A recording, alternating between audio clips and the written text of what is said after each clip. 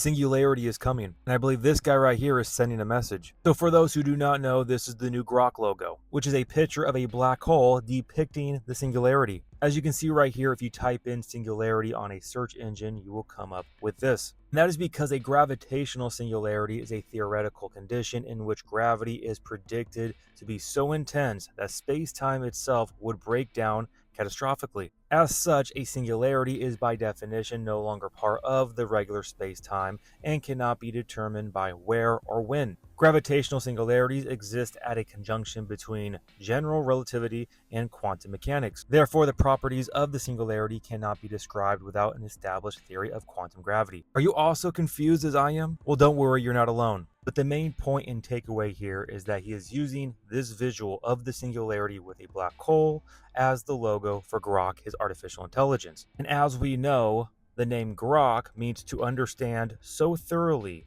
that the observer becomes a part of the observed, to merge, blend, intermarry, lose identity. So again, the idea of singularity, becoming one. Now, even though a lot of people see the singularity as the technological singularity, in which a hypothetical point in time at which technology or technological growth becomes uncontrollable and irreversible, resulting in unforeseeable consequences for human civilization, this is the idea where technology supersedes human intelligence. But the basic definition of singularity is the state, fact, quality, or condition of being singular. So in simple terms, being singular, becoming one. As we just saw, the name Grok meaning to merge. So again, to become singular and one with. So it makes perfect sense that he's going to use the image of the singularity becoming one together with artificial intelligence with the name Grok, because this is his ultimate goal for mankind, to merge with his artificial intelligence God.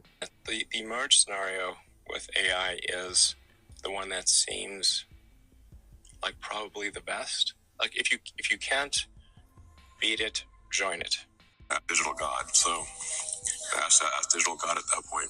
You're bringing what? Perhaps that's where our new God will come from. His messaging is clear to those who have eyes to see and ears to hear. So this right here, 2 years ago, he commissioned an art piece called A Fork in the Road. And right now, in my personal opinion, mankind is at this fork in the road. Will individuals choose their own way, following after technology and the singularity with this AI God, the broad road that leads to destruction, or will they go the narrow path that few will find, which is Jesus Christ? Because he is correct about something. The singularity is coming, and people are either going to become singular or united, merging together with artificial intelligence and the Antichrist during the tribulation, or people will become singular, merging and connecting with God. Because remember, the base definition of singularity is to become one with, to become singular. And while the earth dwellers marvel and worship technology and artificial intelligence, believers in Jesus Christ will be uniting together with our own singularity, connecting with God. Now, in my own personal opinion, this is also why I believe we are witnessing so much division.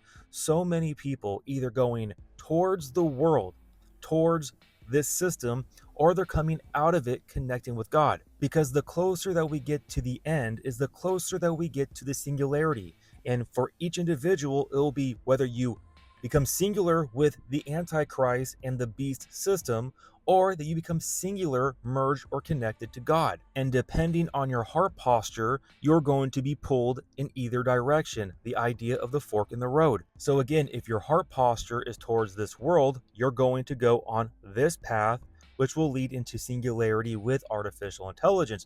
But if your heart posture is set towards Christ, you're going to go on this narrow road that leads unto life, which will be singularity, connection, merging with Jesus Christ. Again, this is my own personal opinion on what I'm witnessing right now. Because right now, what I'm witnessing is that God is allowing individuals to be given up to their own desires. Hence why the idolatry is so off the hook right now, along with the deception, because the idolatry blinds people. But at the same time, there is a group of individuals who have their eyes open. They can see the writing on the wall. And this is because their heart's desires are set towards Christ, wanting nothing more but to be pulled out of this world, merging with Christ. Now, a little side note with this logo, clearly there's also some Saturn symbolism here, which they love. And also, this idea of the black hole reminds me of the bottomless pit found in Revelation 9:11, and they had as a king over them the angel of the bottomless pit, whose name in Hebrew is Abaddon, but in Greek he has the name Apollyon. Now, there's also some other esoteric symbolism with the Singularity black hole logo here.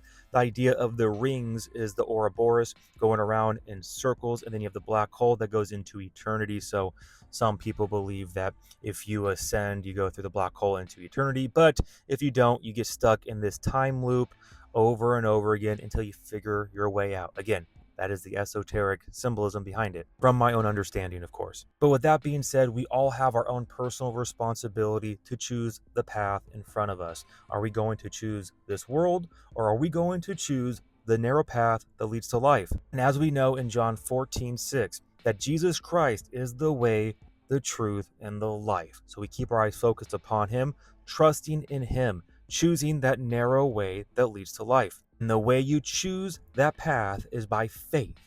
Without faith, it is impossible to please God. Hebrews 11:6. And by faith, one is saved by trusting in the finished work on the cross 2,000 years ago by Messiah, his perfect blood that was shed, the Passover blood of the Lamb. If you trust in him for salvation, for what he did, and that he was resurrected on the third day to prove that he is the one who conquered sin and death. So with that, we place our faith and trust in him, what he did for us, and from that point, we also live day by day with that same faith, trusting in him, living by faith and not by sight. So with that, guys, I love you all so much. God bless. Remember, the just shall live by faith.